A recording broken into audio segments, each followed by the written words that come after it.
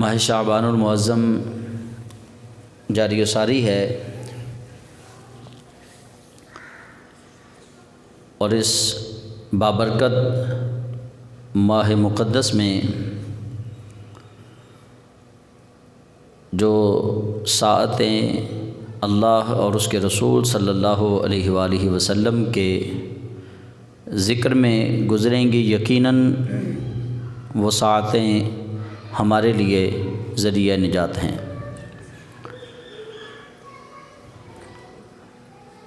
سلسلہ تفسیر القرآن میں ہم نے خطبات جمعہ میں موضوعات سے ہٹ کے تفسیر قرآن کو اپنا موضوع منتخب کیا، اور سورہ بقرہ کا آغاز کیا۔ سورہ بقرہ سے ہم نے اس تفسیر کو ابتداءً پڑھنا شروع کیا۔ اس کی 248 آیتیں ہم پڑھ چکے۔ دوسرے پارے کا آخری رکوع شروع ہو رہا ہے 249 نمبر آیت سے۔ اللہ رب ذوالجلال واقعہ بیان فرما رہا ہے حضرت طالوت اور جالوت کا، اور حضرت داؤد علیہ السلام کے ذریعے جالوت کے قتل کا۔ اس میں پچھلے رکوع میں ہم نے پچھلے جمعہ پڑھا تھا، ان لوگوں کے پاس جب حضرت طالوت کو بادشاہ مقرر کیا گیا تو حضرت طالوت جو ہیں ان کی بادشاہت کو وہ لوگ ماننے کے لیے تیار نہ تھے۔ اللہ کے نبی نے جب ان پر انہیں خوشخبری سنائی کہ طالوت تمہارا بادشاہ ہے، اللہ نے اس کو بادشاہت عطا کی ہے، اور اس کی بادشاہت کی ایک نشانی یہ ہے کہ تمہارے پاس ایک تابوت آئے گا جس کو اللہ کے فرشتوں نے اٹھایا ہوا ہوگا، اور وہ تابوت جو ہے وہ جب ان کے پاس پہنچا تو اس تابوت کے اندر 2 نبیوں کا ترکہ تھا، حضرت موسیٰ اور حضرت ہارون علیہم السلام۔ ان کا اس ترکے کے اندر ان کا لباس تھا، ان کی تصویریں تھیں، ان کے نالین تھے، اور اس کے ذریعے اللہ کریم جل جلالہ نے انہیں برکت عطا فرمائی۔ جب بھی ان پر کوئی مشکل پیش آتی، انہیں کوئی مشکل مصیبت آ جاتی، تو وہ اس تابوت سکینہ، اس کا نام انہوں نے رکھا ہوا تھا، اس تابوت سکینہ کو وہ سامنے رکھ کے اللہ سے دعا مانگتے، اللہ کریم ان کی دعا کو قبول فرما لیتا۔ حالانکہ وہ تابوت سکینہ جو ہے اس کے اندر حضرت موسیٰ، حضرت ہارون علیہ السلام، ان کی تصویریں تھیں جو اللہ کی طرف سے تشبیہات تھیں۔ ان کا لباس کا کچھ حصہ کچھ روایات میں ہے اور کچھ میں ہے من تھا، ان جو آسمان سے اللہ تعالیٰ کی طرف سے پکا پکایا کھانا جس کو من و سلوہ کہا گیا، وہ اس کے کچھ ٹکڑے ہوتے تھے، کچھ ٹکڑے تھے اس میں نالین تھیں انبیاء کرام کی۔ ان لوگوں کا حضرت طالوت کے ہوتے ہوئے، پھر حضرت داؤد علیہ السلام کے ہوتے ہوئے، ابھی آج ہم جو پڑھیں گے تو اس میں ہم یہ بھی پڑھیں گے کہ اللہ تعالیٰ نے حضرت داؤد علیہ السلام کو نبوت جب عطا فرمائی، اس نبوت کے جو انعامات تھے، نبوت ہمیشہ اللہ کی عطا سے ملتی ہے، کسی نیک کام سے نبوت نہیں ملتی۔ جن جن کو اللہ تعالیٰ نے نبی بنایا ہے، اللہ نے ان کے نیک کاموں کی وجہ سے نہیں بنایا، اللہ نے پہلے ہی ان کو چن لیا تھا کہ یہ پاکیزہ لوگ ہوں گے۔ نبوت کسی کے جہاد کرنے کی وجہ سے نہیں ملتی، کسی کے نمازیں پڑھنے کی وجہ سے نبوت نہیں ملتی۔ تو داؤد علیہ السلام چونکہ پہلے ہی اللہ کے نبی تھے، اللہ تعالیٰ نے وہاں ان سے جب ان کو نبوت کا اعلان کا جب کہا، تو اعلان کب کیا انہوں نے؟ جب انہوں نے جالوت کو قتل کیا۔ تو اللہ کے نبی داؤد علیہ السلام بھی اس وقت موجود تھے۔ نبیوں کی موجودگی میں نبیوں کے تبرکات کو سامنے رکھ کے اللہ سے دعا مانگنا، نبیوں کی موجودگی میں پچھلے نبیوں کے تبرکات کو سامنے رکھ کے اللہ سے دعا مانگنا، یہ قرآن پاک سے ثابت ہے کہ انبیاء کرام، پچھلے انبیاء جو گزر گئے، ان کا ترکہ کیا تھا؟ وراثت میں زمین جائیداد یا پیسے تو انہوں نے چھوڑے ہی نہیں تھے، وراثت میں یہی چیزیں ہوتی ہیں انبیاء کرام کی، ان کے جسم مبارک سے لگا ہوا لباس، ان کے جسم مبارک سے لگی ہوئی نالین، یا ان کے کوئی کھانے کا بچا ہوا ٹکڑا، تو وہی وہ سامنے رکھتے اور اللہ سے فریاد کرتے، اللہ ان کی دعا کو قبول فرما لیتا۔ تو قرآن پاک کی ان آیات سے ایک بات یہ بھی سمجھ آتی ہے کہ اللہ رب ذوالجلال اپنے نیک لوگوں کے تبرکات جو ہیں ان کی بدولت اللہ کرم فرماتا ہے، بشرطے کہ ماننے والا مشرک نہ ہو، اللہ سے مانگنے والا مشرک نہ ہو۔ اگر مشرک اللہ کے نبیوں کے چیزوں کا وسیلہ اللہ کی بارگاہ میں پیش کرتا رہے اور اللہ کو مانتا ہی نہ ہو، یا اللہ کے ساتھ کسی کو شریک ٹھہراتا ہو، تو پھر اس کی دعا کیسے قبول ہوگی؟ مشرک کی دعا تو قبول نہیں ہوتی۔ تو وہ واقعہ بیان ہو رہا ہے، تو جب حضرت طالوت علیہ السلام ان کو کہا جائے تو گناہ کوئی نہیں، لیکن وہ اللہ کے نبی نہیں تھے، طالوت وہ بادشاہ تھے، تو حضرت طالوت جو ہیں وہ اپنے قافلے کو لے کر جب نہر پہ پہنچے تو اللہ تعالیٰ وہاں سے، اب یہ آخری رکوع ہے دوسرے پارے کا، اللہ تعالیٰ فرماتا ہے بسم اللہ الرحمن الرحیم فلما فصل طالوت بالجنود قال ان اللہ مبتلیکم بنہر۔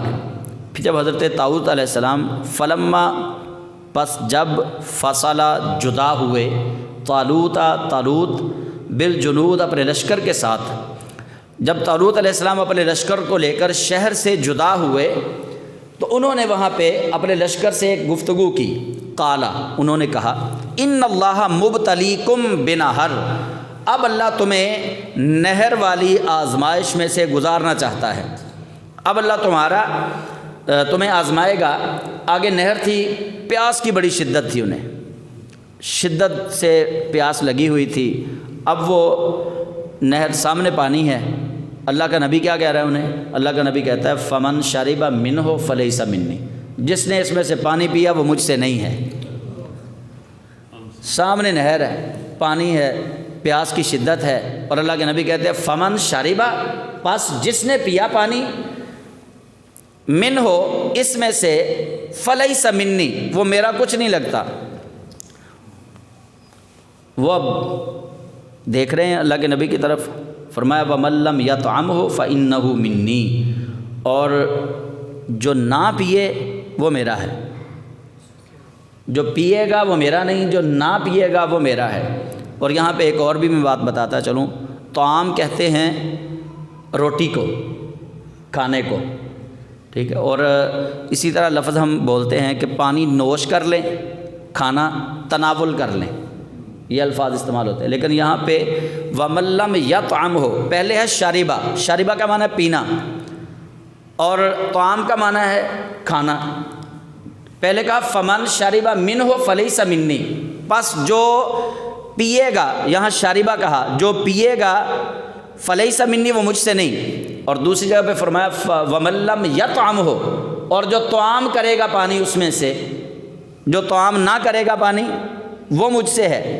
گویا پتہ چلا کہ قرآن پاک نے ہمیں ایک یہ بات بھی بتا دی کہ بعض دفعہ لفظ طعام جو ہے وہ پانی کے لیے بھی استعمال ہوتا ہے، کیونکہ پانی بھی طعام کا ایک حصہ ہے، اس لیے لفظ طعام اور شرب یہ دونوں الفاظ جو ہیں پانی کے لیے استعمال ہو سکتے ہیں، یہ قرآن پاک کا اسلوب ہے۔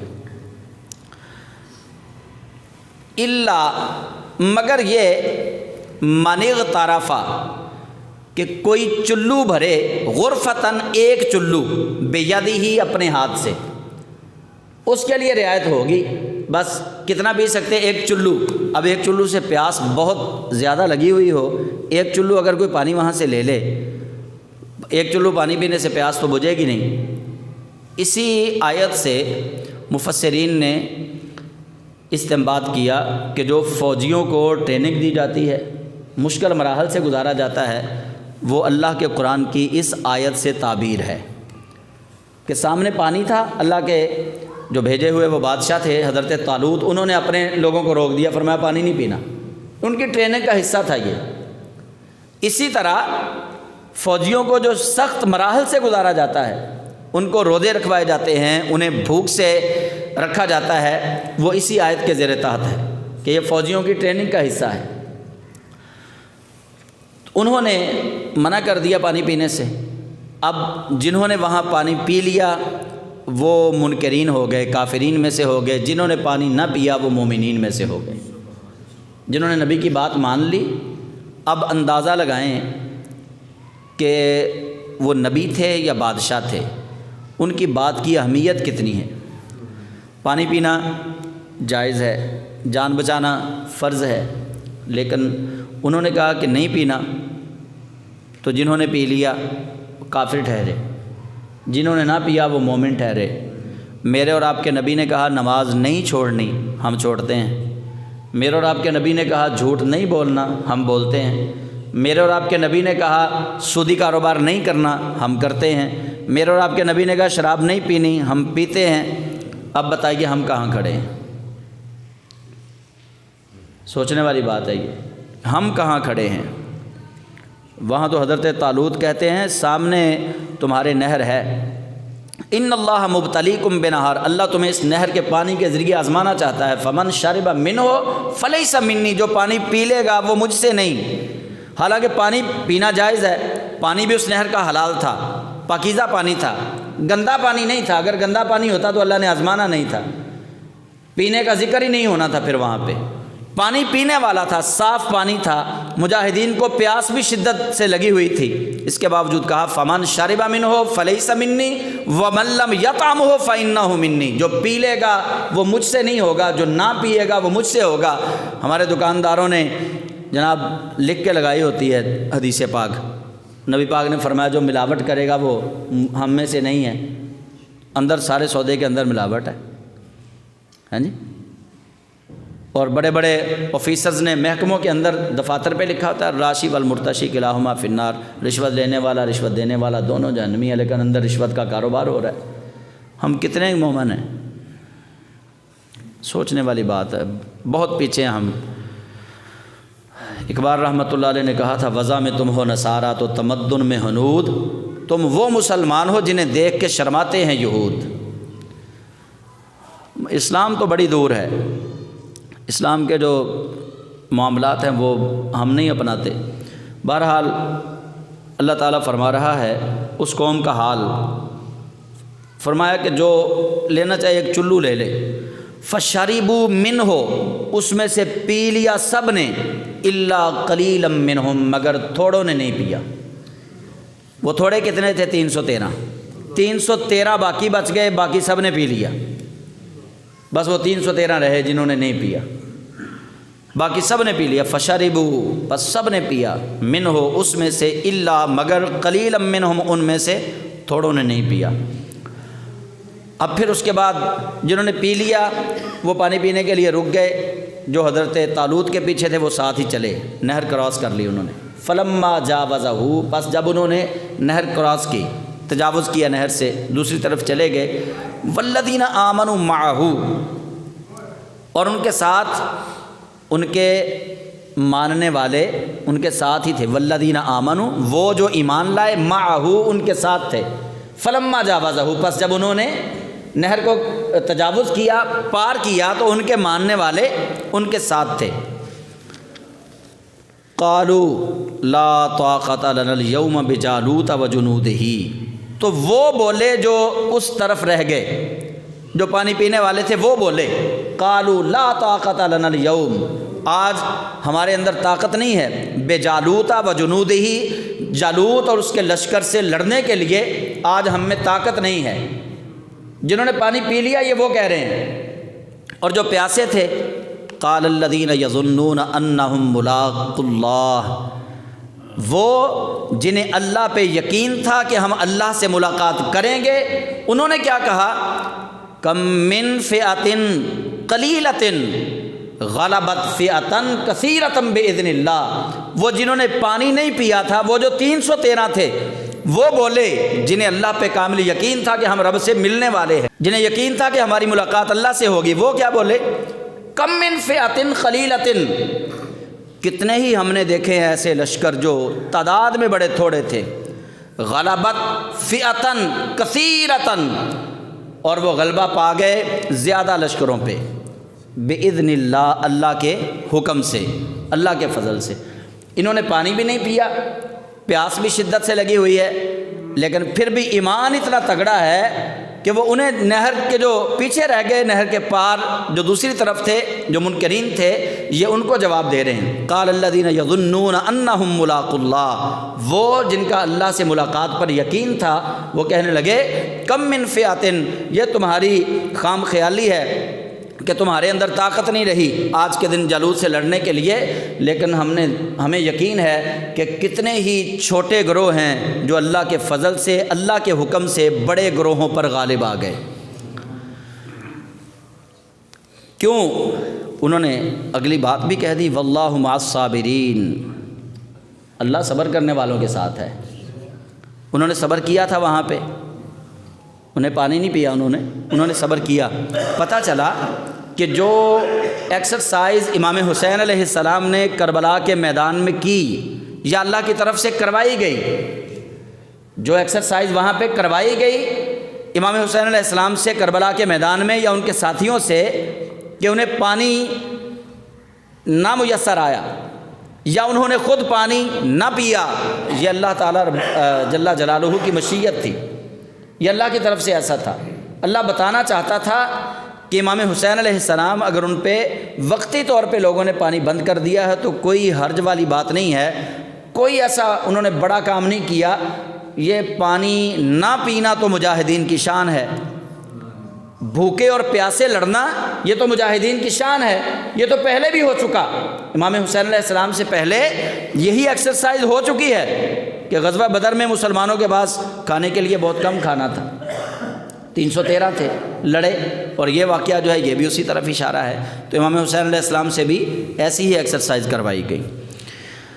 پھر کیا ہوا؟ ولما برزو، پھر جب برزو کہتے ہیں لڑنا، مقابلے میں آ کے لڑنا، فلما برزو، پھر جب آمنے سامنے ہوئے، لجالوت و جنودہ، جالوت اور اس کے لشکروں کے، قالو، تو یہ ایمان والے بولے، ربنا افرغ علینا، اے ہمارے رب انڈیل دے، افرغ کا معنی ہے انڈیل دے، ڈال دے، علینا ہم میں، کیا؟ صبرم و ثبت اقدامنا، صبر بھی ڈال دے اور ہمارے قدموں کو ثابت بھی کر دے۔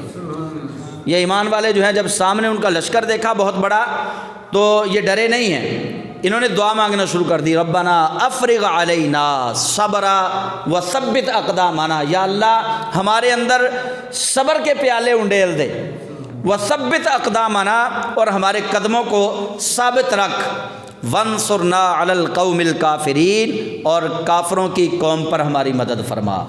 یہ اللہ تعالیٰ سے میدان جہاد میں دعا مانگ رہے ہیں۔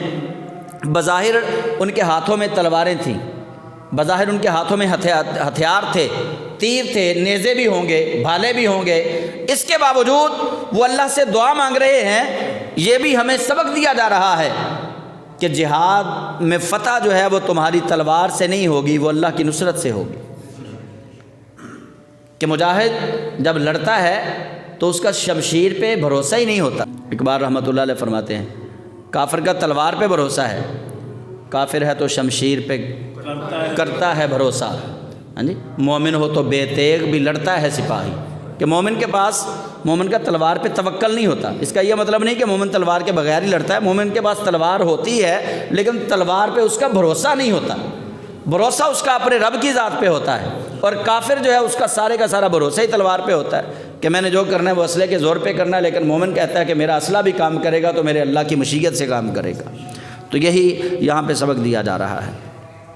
اور پھر کیا تھا؟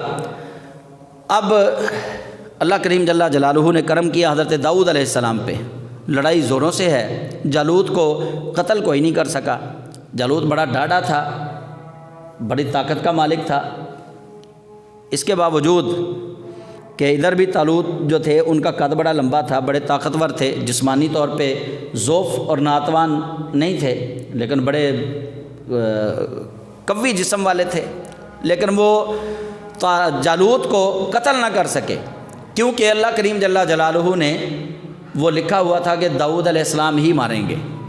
تو قرآن کہتا ہے وَقَتَلَ داؤد، اور قتل کیا داؤد علیہ السلام نے جالوت کو وآتاہ اللہ الملک والحکمہ، اور اللہ کریم جل جلالہ نے داؤد علیہ السلام کو ملک بھی عطا کیا اور نبوت بھی عطا فرما دی۔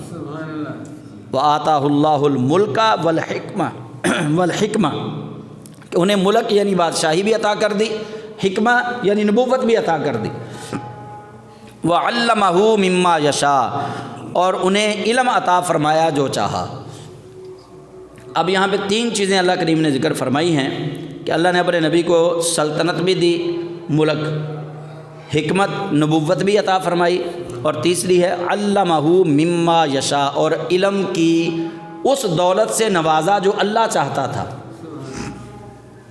اب علم ایک علم ہے ہم جس کو جانتے ہیں، مطلب میں کہوں گا کہ علم بایولوجی کا علم میرے پاس ہونا چاہیے، فزکس کا ہونا چاہیے، کمپیوٹر کا ہونا چاہیے، کیمسٹری کا ہونا چاہیے، ہاں جی، میتھ کا ہونا چاہیے، مطلب میں یہ کہوں گا کہ میرے پاس تاریخ کا علم ہونا چاہیے۔ لیکن یہاں پہ اللہ تعالیٰ جل جلالہ حکمت برا جملہ ہے، وعلمہ مما یشاء، اور انہیں وہ علم دیا جو اللہ چاہتا تھا۔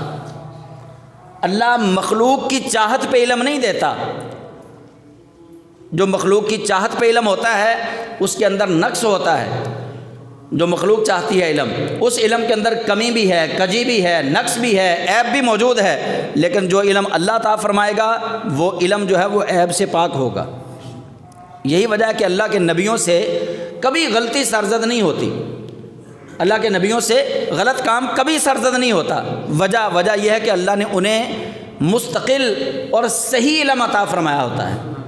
تو اللہ فرماتا ہے اللہ نے انہیں ملک بھی دیا، سلطنت بھی عطا کی، انہیں نبوت سے بھی سرفراز فرمایا، اور انہیں علم وہ دیا جو اللہ چاہتا تھا۔ اب جہاد کا فلسفہ بیان کیا جا رہا ہے۔ ولولا دفع اللہ الناس، اور اگر اللہ نہ دفع کرے لوگوں کو، بعضہم ببعض، بعض لوگوں سے بعض لوگوں کو اگر اللہ دفع نہ کرے، دور نہ کرے، یہ دفع کا لفظ جو ہے نا یہ عربی کا لفظ ہے جو ہم بھی کہتے ہیں دفع ہو جا، اس کا معنی دور کرنا۔ ولولا دفع اللہ الناس، اگر اللہ لوگوں کے ذریعے کچھ لوگوں کو دور نہ کرے تو کیا ہوگا؟ لفسدت الارض، تو زمین تباہ ہو جائے گی، زمین تباہ ہو جائے گی، اس کے اندر اتنا فساد ہوگا، لفسدت الارض، البتہ زمین تباہ ہو جائے گی۔ یہ بالکل اسی طرح سمجھیں آپ، ابھی آپ لوگ بھی بارش کو ترس رہے تھے کہ کل پتہ چلا کہ بارش ہو گئی، ہمارے ہاں ابھی نہیں ہوئی۔ اچھا، زمین پہ کچھ بیماریاں ایسی بھی ہوتی ہیں جو بارش کے ذریعے اللہ تعالیٰ جن کو ختم فرما دیتا ہے۔ اچھا، بارش جو ہے اس کے ذریعے اللہ تعالیٰ زمین کی بیماریاں دور فرماتا ہے، زمین دھل جاتی ہے، درخت دھل جاتے ہیں، اونچی عمارتیں جو ہیں وہ دھل جاتی ہیں۔ بالکل اسی طرح جہاد کے ذریعے بھی زمین دھلتی ہے، زمین کے اوپر جو کفر کا گند ہے وہ صاف ہوتا ہے۔ اور یہ جہاد جو ہے اس کا فلسفہ یہی ہے کہ جس طرح ہم گلاب کا پھول ہے نا، اس کو ہم چھوڑ دیں، اس کو کاٹیں نہ، اس کی شاخوں کو تراشیں نہ، تو وہ بڑھتا ہی چلا جائے گا اور بے تکا بڑھتا چلا جائے گا، جگہ بھی گھیرے گا، ٹھیک ہے، اور وہ خوبصورت بھی نہیں لگے گا۔ لیکن جب ہم اس کو سائڈوں سے تراش کے ایک خوبصورت پودا بنائیں گے تو پھر وہ خوبصورت بھی لگے گا۔ بالکل جہاد ایسے ہی ہے کہ جہاد جو ہے یہ لوگوں کو تراشنے کے لیے ہے، زمین کی خوبصورتی میں اضافہ کرنے کے لیے ہے۔ تو اللہ کریم جل جلالہ فرماتا ہے اگر یہ زمین پر نظام نہ ہو کہ لوگوں کے ذریعے لوگوں کو اللہ دور نہ کرے تو زمین برباد ہو جائے۔ بس یہ اللہ کی قدرت ہے، ہم اس کو سمجھ نہیں سکتے۔ وَلَٰكِنَّ اللَّهَ ذُو فَضْلٍ عَلَى الْعَالَمِينَ، مگر اللہ سارے جہان پر فضل فرمانے والا ہے۔ تِلْكَ آیات اللہ، اب اللہ نبی کریم صلی اللہ علیہ وسلم سے مخاطب ہوا۔ تِلْكَ آیات اللہ نَتْلُوهَا عَلَيْكَ بِالْحَقِّ، اے محبوب مکرم یہ آیتیں ہیں، ہم تلاوت کرتے ہیں ان آیتوں کو علیکا، آپ پر، یعنی جبریل امین کے ذریعے یہ آیتیں آپ پر بھیجی جاتی ہیں۔ وَإِنَّكَ نَتْلُوهَا عَلَيْكَ بِالْحَقِّ، حق کے ساتھ یہ بھیجی جاتی ہیں۔ وَإِنَّكَ لَمِنَ الْمُرْسَلِينَ، بے شک آپ رسولوں میں سے ہیں۔ تو اس آیت میں اللہ کریم جل جلالہ نے پچھلی جو ساری نشانیاں ہیں وہ بتا دیا کہ محبوب یہ نشانیاں جو ہیں تِلْكَ آیات اللہ، یہ اللہ کی نشانیاں ہیں، نتلوہا ان کو ہم تلاوت کرتے ہیں، علیک بالحق آپ پر حق کے ساتھ، وَإِنَّكَ لَمِنَ الْمُرْسَلِينَ بے شک آپ رسولوں میں سے ہیں۔ پھر اگلی آیت میں فرمایا تِلْكَ الرُّسُلُ یہ رسول ہیں، فضلنا ہم نے فضیلت دی، بعضهم علی بعض ان میں سے بعض کو بعض پر، یعنی رسولوں میں اللہ فرماتا ہے ہم نے مراتب رکھے، درجے رکھے۔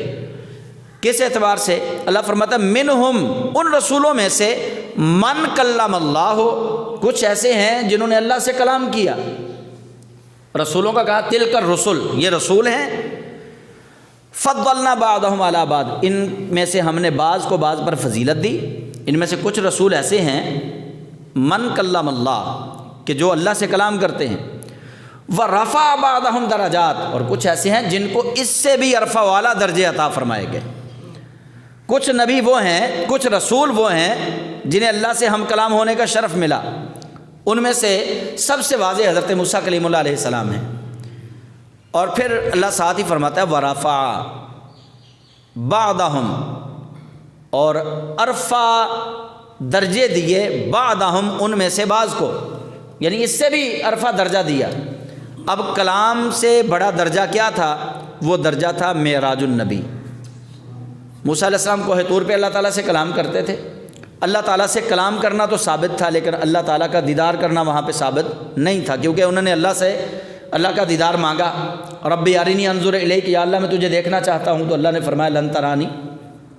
انہوں نے پھر تقاضا کیا تو اللہ نے فرمایا انظر الی الجبل، تو مجھے دیکھنا چاہتا ہے نا تو پہاڑ کی طرف دیکھ۔ انہوں نے پہاڑ کی طرف دیکھا تو پہاڑ پہ اللہ کریم جل جلالہ کے نور کا ایک ذرہ، نور کی ایک تجلی پہاڑ پہ آئی، تو وہاں کیا ہوا؟ فلما تجلی ربہ للجبل جعلہ دکا وخر موسیٰ صعقا، وہ پہاڑ جل کے راکھ ہو گیا، موسیٰ علیہ السلام بے ہوش ہو گئے۔ وہ اللہ کے نور کی ایک تجلی تھی، وہاں پہ ایک ذرہ تھا۔ تو یہ موسیٰ علیہ السلام کو اذن ملا اللہ تعالیٰ سے کلام کرنے کا اور اللہ کے نور کی تجلی دیکھنے کا۔ اب اس سے بڑا رتبہ کیا تھا؟ بڑا رتبہ یہی تھا کہ اللہ سے کلام بھی کوئی کرے، اور کیسے کرے؟ سامنے بیٹھ کے کرے۔ اور وہ سامنے بٹھا کے اللہ کریم نے پھر اپنے محبوب کو وہ شرف بخشا کہ شب معراج اللہ نے اپنے حبیب علیہ السلام کو اپنی مقدس بارگاہ میں بلا کے سامنے بٹھا کے اپنے محبوب کو اپنا دیدار بھی عطا فرمایا اور اپنے محبوب سے کلام بھی فرمایا۔ وَآتَيْنَا عِيسَى ابْنَ مَرْيَمَ الْبَيِّنَاتِ اور اللہ تعالیٰ کہتا ہے کہ ہم نے وَآتَيْنَا اور ہم نے عطا کی عیسیٰ ابن مریم عیسیٰ ابن مریم کو البینات روشن نشانیاں، انہیں بھی ہم نے کھلی نشانیاں عطا کی۔ وَأَيَّدْنَاهُ بِرُوحِ الْقُدُسِ وَأَيَّدْنَا اور ہم نے مدد کی، تائید کی ہو عیسیٰ علیہ السلام کی بِرُوحِ الْقُدُسِ جبریل علیہ السلام کے ذریعے۔ اب سمجھیے اللہ کہتا ہے وَأَيَّدْنَا اور ہم نے مدد کی ہو، حاپش ہو یہ ضمیر ہے، اس کا مرجع ہے عیسیٰ علیہ السلام کی ذات۔ وَأَيَّدْنَاهُ اور ہم نے مدد کی عیسیٰ علیہ السلام کی کس کے ذریعے؟ بِرُوحِ الْقُدُسِ جبریل امین کے وسیلے سے، جبریل امین کے ذریعے سے۔ اب جب ہم کہتے ہیں نا یا رسول اللہ مدد، یا رسول اللہ مدد، تو بالکل ہمارا عقیدہ یہی ہوتا ہے کہ مدد اللہ ہی کرتا ہے، لیکن ہماری خواہش ہے کہ اللہ اپنے محبوب کے ذریعے ہماری مدد کرے۔ مدد اللہ ہی کرتا ہے، لیکن کبھی کبھی فرط محبت میں ہماری خواہش ہوتی ہے کہ اللہ مولا علی کے ذریعے ہماری مدد کرے۔ ہمارا یہ مطلب ہرگز نہیں ہوتا، کسی مسلمان کا یہ مطلب ہرگز نہیں ہوتا کہ حضرت علی مدد کرتے ہیں تو اللہ مدد نہیں کر سکتا، وہ تو مسلمان ہی نہیں ہے نا۔ جو بندہ یہ سمجھے کہ حضرت علی جو مدد کرتے ہیں وہ اللہ نہیں کرتا، وہ تو بندہ ہی مسلمان نہیں، اسی وقت وہ فارغ ہو گیا ایمان سے۔ حضرت علی مدد کریں یا کوئی اللہ کا نبی مدد کرے یا اللہ کا کوئی فرشتہ مدد کرے، حقیقت میں وہ مدد اللہ ہی کی ہوتی ہے۔ اللہ دیکھیے اللہ کیا کہہ رہا ہے، اللہ فرماتا ہے وَآتَيْنَا عِيسَى ابْنَ مَرْيَمَ الْبَيِّنَاتِ ہم نے عیسیٰ ابن مریم کو کھلی نشانیاں دے کر بھیجا۔ کلی نشانیاں انہیں دیں، وَأَيَّدْنَاهُ بِرُوحِ الْقُدُسِ، اور ہم نے مدد کی عیسیٰ علیہ السلام کی جبریل کے ذریعے۔ پتہ چلا کہ اللہ جب کسی کے ذریعے مدد کرتا ہے تب بھی مدد اللہ ہی کرتا ہے، مدد اللہ کی ہوتی ہے۔ ڈاکٹر دوا تجویز کرتا ہے لیکن شفا من جانب اللہ ہی ہوتی ہے، شفا اللہ کی طرف سے ہے۔ تو اسی طرح جب کوئی نیک بندہ کسی مسلمان بھائی کی مدد کرتا ہے تو وہ مدد حقیقت میں اللہ ہی کی طرف سے ہوتی ہے۔ تو اللہ تعالیٰ فرماتا ہے وَلَوْ شَاءَ اللَّهُ مَا اقْتَتَلَ الَّذِينَ مِن بَعْدِهِم مِّن بَعْدِ مَا جَاءَتْهُمُ الْبَيِّنَاتُ، اگر اللہ چاہتا تو ان کے بعد آنے والے، وَلَوْ شَاءَ اللَّهُ، اگر اللہ چاہتا، مَا اقْتَتَلَ الَّذِينَ مِن بَعْدِهِم، تو وہ نہ لڑتے جو ان کے بعد آئے، من بعد ما جاءتهم البینات، روشن نشانیوں کے مل جانے کے بعد بھی نہ لڑتے، یعنی کتابیں نبیوں کو عطا فرما دی گئیں لیکن ان کے امتی آپس میں پھر بھی لڑ پڑے۔ نبیوں کے پاس کتابیں آ گئیں، امتی پھر بھی لڑ پڑے۔ نبی کریم صلی اللہ علیہ وسلم کے جانے کے بعد صحابہ کرام میں اختلافات ہو گئے، حضرت مولا علی اور حضرت معاویہ بن سفیان کی جنگ نہیں ہوئی، جنگیں ہوئی ہیں، 2 جنگیں۔ اچھا یہ کیوں؟ یہ دیکھیے قرآن کیا کہہ رہا ہے، وَلَوْ شَاءَ اللَّهُ، اگر اللہ چاہتا، مَقْتَتَلَ الَّذِينَ مِن بَعْدِهِم مِّن بَعْدِ مَا جَاءَتْهُمُ الْبَيِّنَاتُ، تو نبیوں کے بعد آنے والے روشن نشانیاں مل جانے کے بعد اگر اللہ چاہتا تو نہ لڑتے۔ سمجھ آ رہی ہے؟ اللہ چاہتا تو نہ لڑتے، وَلَٰكِنِ اخْتَلَفُوا، اور لیکن وہ مختلف ہو گئے، انہوں نے اختلاف کیا، فَمِنْهُم مَّنْ آمَنَ وَمِنْهُم مَّنْ كَفَرَ، ان میں سے کوئی ایمان پر ثابت رہا اور کوئی انکار کی طرف چلا گیا، کوئی کفر کی طرف چلا گیا۔ پتہ چلا کہ امت کے اندر جب روشن نشانیاں آ جانے کے بعد بھی اختلاف ہوتا ہے نا تو وہ اللہ کی مشیت سے ہی ہوتا ہے۔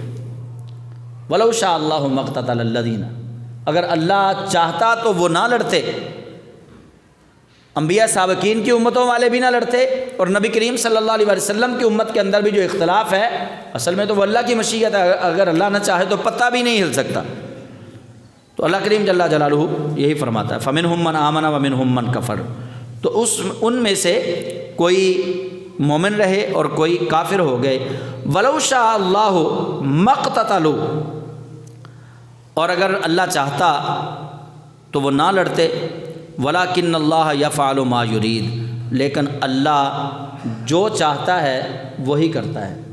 اللہ چاہتا تو وہ نہ لڑتے، وَلَٰكِنَّ اللَّهَ يَفْعَلُ، لیکن اللہ جو کرتا ہے، ما یرید، وہ جو چاہتا ہے۔ اللہ جو چاہے گا وہی ہوگا، بندہ جو چاہے گا وہ نہیں ہوگا۔ میں چاہتا ہوں کہ میں 1:05 پہ یہاں پہنچ جاؤں، اللہ چاہتا ہے کہ نہیں پہنچنا تو میں بھلا پہنچ سکتا ہوں 1:05 پہ۔ آپ چاہیں کہ ہم نے جا کے مسجد میں، بلکہ یہ کل سمندری کے قریب شاید 467 ہے گاؤں یا 367 ہے، 467 میرے خیال میں تھا۔ امام مسجد صاحب عمرے پہ گئے پرسوں، تو وہ ایئرپورٹ پہ پہنچے ہیں، تو ایئرپورٹ پہ دل کا دورہ پڑا تو وہ بیچارے انتقال کر گئے۔ ہاں جی، پرسوں کی بات ہے یہ۔ اگر اللہ نہ چاہے تو کوئی کچھ نہیں کر سکتا، بندہ جو چاہتا ہے وہ کبھی نہیں ہوگا۔ یہ حدیث پاک بھی ہے، کیا بندے، ایک تیری چاہت ہے ایک میری چاہت ہے، یعنی ایک تو چاہتا ہے ایک چیز میں چاہتا ہوں۔ اگر تو وہ چاہے گا جو میں چاہتا ہوں پھر میں تجھے وہ دے دوں گا، لیکن اگر تو وہی چاہے گا جو تو چاہتا ہے پھر میں تیری چاہت میں تجھے تھکا دوں گا۔ جو اللہ چاہے گا ہونا وہی ہے۔ ان اللہ علی کل شیء قدیر، اللہ ہر چاہے پر قادر ہے، بندہ کسی چاہے پر قادر نہیں ہے۔ بندہ تو اپنا ہاتھ منہ تک لے جانے کے لیے بھی اللہ کا محتاج ہے، یہ تو اپنا قدم زمین سے اٹھانے کے لیے بھی اللہ کا محتاج ہے، یہ تو اپنی ہوا خارج کرنے کے لیے، اپنے اندر ہوا لینے کے لیے، داخل کرنے کے لیے بھی اللہ کا محتاج ہے۔ یہ تو خود بخود ہوا اپنے اندر سانس کے ساتھ، سانس کے ذریعے ہوا نہیں اندر لے سکتا۔ تو اللہ فرماتا ہے وَلَٰكِنَّ اللَّهَ يَفْعَلُ مَا يُرِيدُ، لیکن اللہ جو چاہتا ہے وہ کرتا ہے، جو اللہ کا ارادہ ہو وہ ہو جاتا ہے۔ یا ایھا الذین آمنوا انفقوا مما رزقناکم من قبل، اے ایمان والو، انفقوا، خرچ کرو، مما رزقناکم، اس میں سے جو ہم نے تمہیں رزق دیا، من قبل ان یاتی یوم، قیامت کے دن سے پہلے پہلے، من قبل ان یاتی یوم، قیامت کے دن سے پہلے، اس دن سے پہلے پہلے خرچ کرو، جو ہم نے تمہیں دیا اس میں سے خرچ کرو اس دن کے آنے سے پہلے پہلے۔ اس دن کی آگے اللہ تعریف کر رہا ہے، وہ دن کیسا دن ہے؟ فرمایا لا بیع فیہ، اس دن کوئی تجارت نہیں ہوگی، وہاں کوئی تجارت نہیں ہوگی، لین دین وہاں نہیں ہوگا میدان قیامت میں۔ ولا خلۃ، اور نہ ہی کوئی دوستی ہوگی۔ خلۃ، خلیل لفظ سنا ہے نا آپ نے، خلیل جگری دوست، تو خلۃ اسی سے ہے، خلۃ جو ہے یہ مصدر ہے۔ تو خلۃ اللہ تعالیٰ فرماتا ہے کہ اس دن دوستی بھی کوئی نہیں ہوگی۔